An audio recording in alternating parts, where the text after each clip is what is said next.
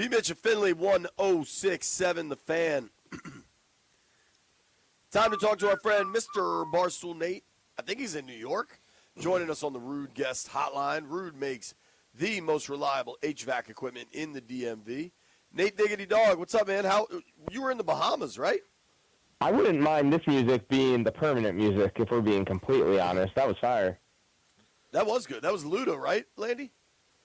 I think that was Luda's Christmas song. How was the Bahamas? Bahamas was beautiful. Poker didn't go well as tradition, but you need to stop playing, Nate. No. I mean, every time you play, it don't go well for you. Have you not gotten the hint yet? You're not that good. Look, yes, I have. But what do they say? You get knocked down 9 times, you get up 10 times. Whatever that phrase is. Look. Sometimes it goes well, sometimes it doesn't. It's been trending, doesn't go well for the last couple of years, but it'll turn around. It'll turn around. You're going to turn around, you're going to be broke.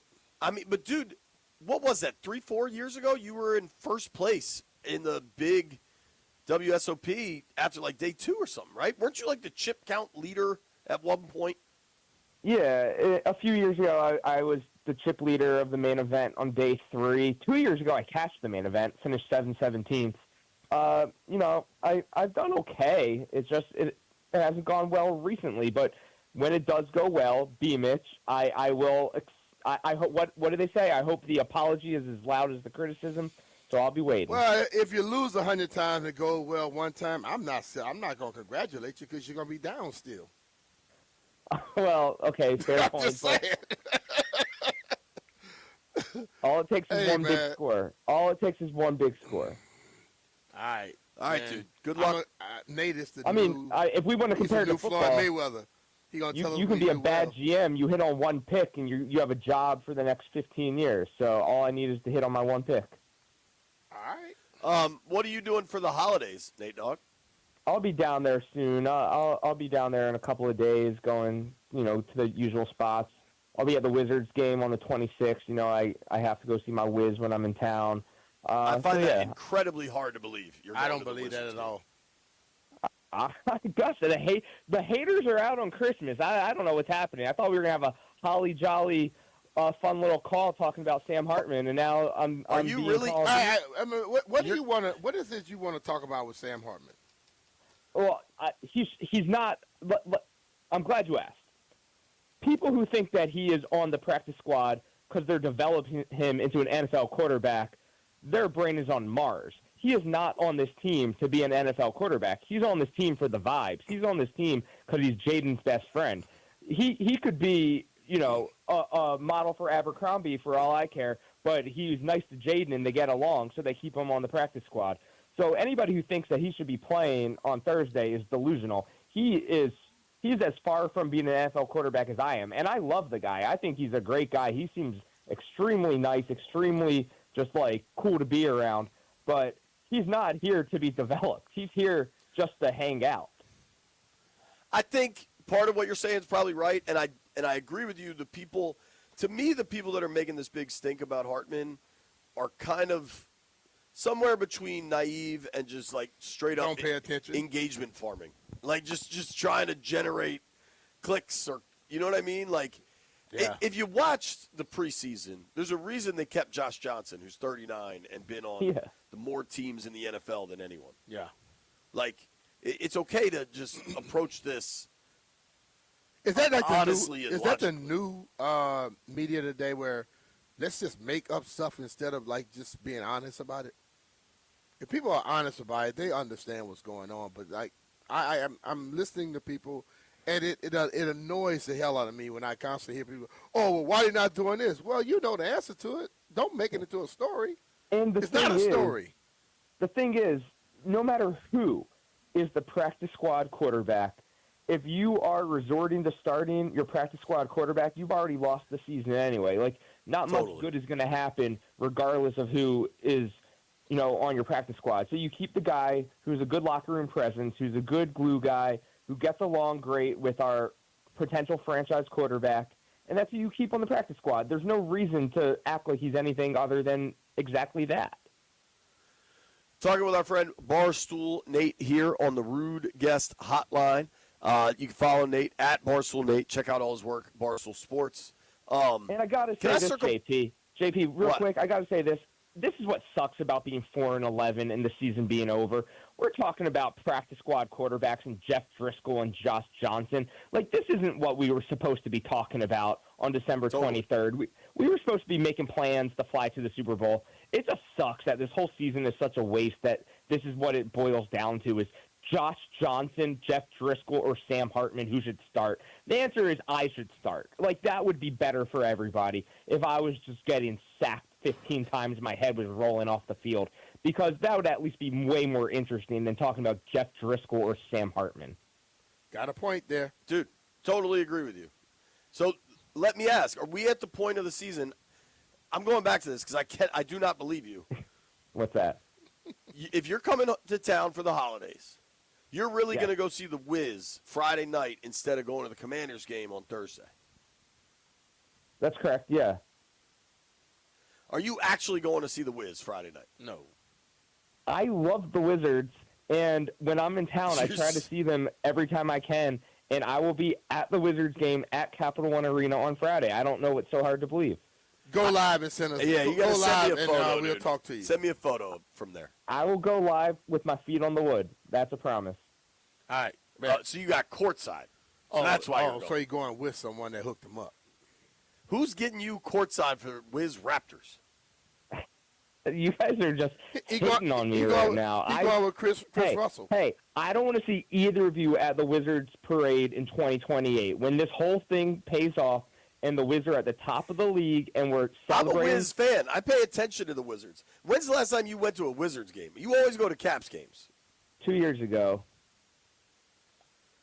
Why aren't you coming down tonight for Rangers Caps? Brother, I got stuck in New York. He told you he loved the Wizards. Yeah, and that too. I've been to plenty of Caps games this season. I've yet to see my beloved Wizards yet, so I'm cashing in on Friday for my Wiz. I hope you have a blast. Maybe I'll join you. You're not invited. No, you're a hater. You don't think I can get a ticket to the Wiz game? Not as good as mine. Probably. Show him, JP. JP could play if he wanted. He had the best 3-point average when he was in high school. That's true. Facts. Is speaking that of your, yeah, he shot one and he made it. Nice. And he never shot another one. Nobody that was better than me. That's all I'm saying. We're not talking minimum number of attempts. I'm just saying I statistically nobody was better than me than my 3-point shooting percentage. But they are you telling us you went 1 for 1? Is that what it was? 1 for 1, but you have to have 20 to be eligible. So he wasn't eligible. Wait, JP, were you like the manager that they put in on senior night and everybody? This was JV. I could play JV. I did not make varsity. That's all right. I had the highest JV 3-point. You didn't even play hoops. You can't give me grief about only playing JV. There's no chance you played basketball. Sounds like you took one more shot than I did. No, I took plenty of shots, just won 3. How are you feeling about the Caps? Another little skid here. Yeah, this team's lost really 2 in a row. I down. think they've lost 4 of their last 5. Yeah, it's 5 out of 6, I believe. It's tough sledding. Ovi's had a very best December after a really good November, and 6 points in 10 games for Ovi. The team is kind of going as he's going, which isn't really what you want when he's 40 years old. But I think that just speaks to how good and dialed in he is or can be. Ryan Leonard was really, really carrying this team, and then he was knocked out on December 5th, and now it looks like he might play tonight, if not tonight, in the next couple of games. So it'd be good to have him back. He was such a spark plug. He was really, really coming on strong. But yeah, the Caps need some secondary scoring. They can't, we've been saying this, can't really rely on Ovi for everything, and we saw it last year with Protas and McMichael really, really coming up. And this year, Chikrin is, he's scoring at an absurd pace for a defenseman. I still think this Caps team is great. I still think Logan Thompson's the best goalie in the league. Sometimes, you go on skids. We're still 19-12, second in the Metro. You'd prefer not to lose back-to-back to Detroit. Maybe it turns around tonight at home against the Rangers. The Rangers are god-awful once again. It makes me very happy to see.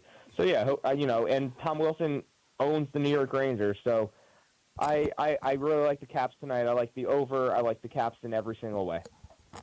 What happened? The Rangers were good. I mean, wasn't it only 2 years ago where they were like the 1 seed and boat raced the Caps in the first round of the playoffs? Of professional sports, Jay. Especially hockey. Yeah. But did the Rangers lose some players or what? No, they're just pathetic. The Rangers are just always going to be the Rangers. They're just frauds, the worst franchise in professional sports history. It's just who they are. Okay, that was pretty thorough. Circling back to the Burgundy and Gold. Yeah. It was Mitch Tischler actually earlier asked Cliff about the quarterback situation. He said it wouldn't be fair to Sam to throw him out there on a short week. I think there's some validity to that. I also think, to your earlier point, like, they just don't think Sam is probably ready to play NFL games yet.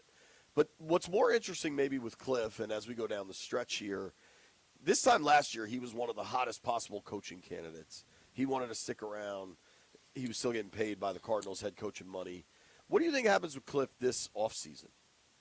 Yeah, it's a good question. Let me answer the first part.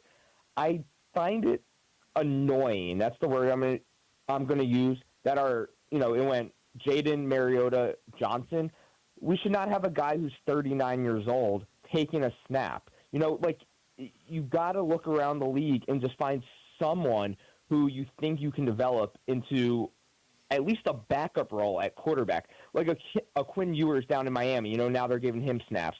And then you look at a guy like a Mason Rudolph, who, he's just been a backup forever, and they can depend on him. I don't want to have to depend on a 39-year-old to lead the team, and it's nothing against. To your earlier point, dude, by the time you get to your him, third you're not doing much anyway. Yeah, it's just that's what Mariota's been a good backup. We saw a 40-year-old. We saw a 44-year-old perform very, very respectfully last night. That's crazy, by the way, how good he looked last night. That was wild. He's just one of a kind, huh? But as far as Cliff goes, he'll definitely get interviews. We know that. If he does not get a head coaching job, I'm happy to have him back once again, with a healthy Jaden and, hopefully, knock on wood, a healthy Terry and, a free agent class coming in, a new draft class coming in. I'm happy to have the consistency. Am I the biggest Cliff guy right now? Not at the moment. I'm not. I think he's been very inconsistent in his play calling. But, it's a tough job. I understand. It's been a really tough job, especially this season with all the injuries and, just the rotation at quarterback. So, yeah, I'm willing to give Cliff another year for sure if he gets passed over for a head coaching job. And, I don't really know how else to look at it that way. I'm not trying to give him, like, the biggest bag in the world, and match all sorts of offers to keep him if it ever boiled down to that. But I think he's good enough at the job that he's worth another year. If Cliff's back, I think that's okay. I thought after the Minnesota game where he said I didn't have a good game, there's a lot I want back, was accurate. I don't put a lot of there's real questions, right? I understand and support running back by committee. I don't understand how they determine who that is. You know what I'm saying? Yeah, and at what times and but in general, if Cliff's back, I'm cool with it. I wonder what job would be available, he would want. I think Tampa's one I'm pretty interested in. What ends up happening down there. I do think they're going to bring in a new D coordinator because I don't think Quinn wants to be calling the defenses snap after snap. I don't know how that works. The other interesting part is NFL assistant coaching contracts, a lot of them are only 2 years. Some of them are 3. But, I think we could see some coaching staff turnover this offseason anyway. And I think for Quinn and Peters, they got to kind of look at everything this offseason. Because to go from last year to this year, you got to re-examine what the hell you're doing. Yeah, Dan Quinn needs to find his brain from last season and bring it into next season and delete his brain from this season. I think he has done such a bad head coaching job this season, and I thought I liked Dan Quinn. He is just – I don't know what words I can say on the radio. He has played without his – all season long. Everything that worked last year, he has not done this year. He's quit on the team and the game several times in very head-scratching situations. I don't like his answers in the press conferences about his rationale for quitting and punting and kicking field goals when he should be going for touchdowns. I just think he's just not been the coach that we saw last year whatsoever. And I get why players like him. He's a very likable players coach, but it's kind of falling flat with me right now. The rah-rah cheerleader, all the gimmicks and all the catchphrases, they only work when you're good.